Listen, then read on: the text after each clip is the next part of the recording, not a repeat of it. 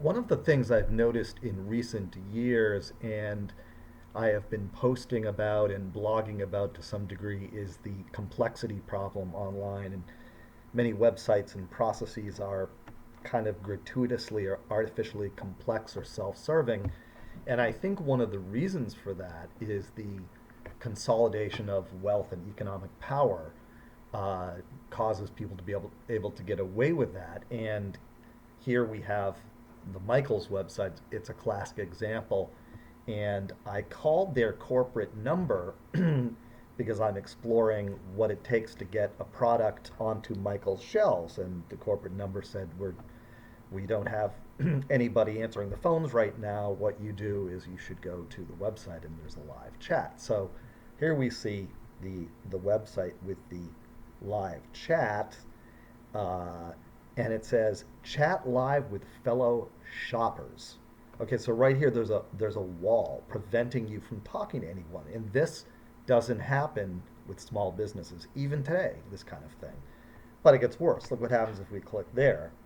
It's basically, it says chat with fellow shoppers, live chat with fellow shoppers. So they don't even have employees doing this. They've got free labor, and they try to get you to answer questions, which is free labor. So I'm going to give my free labor to Michaels because I believe in the cause of home DIY, I guess. Well, that's all well and good, except what we're about to see when it will become not so good. And also, they shunt all questions towards talking only about a product.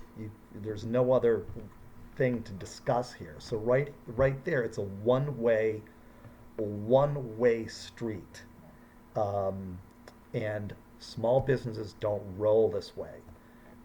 So the complexity problem might be really a problem of corporate power and not and not web design or lack of ability to do web design. This might be quite deliberate. So let's go over to the Wikipedia entry on Michaels, and it's a craft store, but it's not small. It's got 1,274 stores, but of course, this just begins the story. Okay, so it's a fairly big company, but even at that size, if it was independent, I'm not sure we'd see quite the in your face, give me, give me, give me, and we don't, to the point of getting customers to give free labor in the chat room. All right, but there's more, as always. Look down here. In 2006, two private equity groups, Bain Capital and the Blackstone Group, purchased Michaels companies for $6 billion. Now, you know who Bain Capital is. That's Mitt Romney. And Blackstone is a humongous, mega powerful company. So they took it private and then they spun it back out into an IPO, but they retain, I think, 40% ownership, but there's now a lot of debt in there. Okay?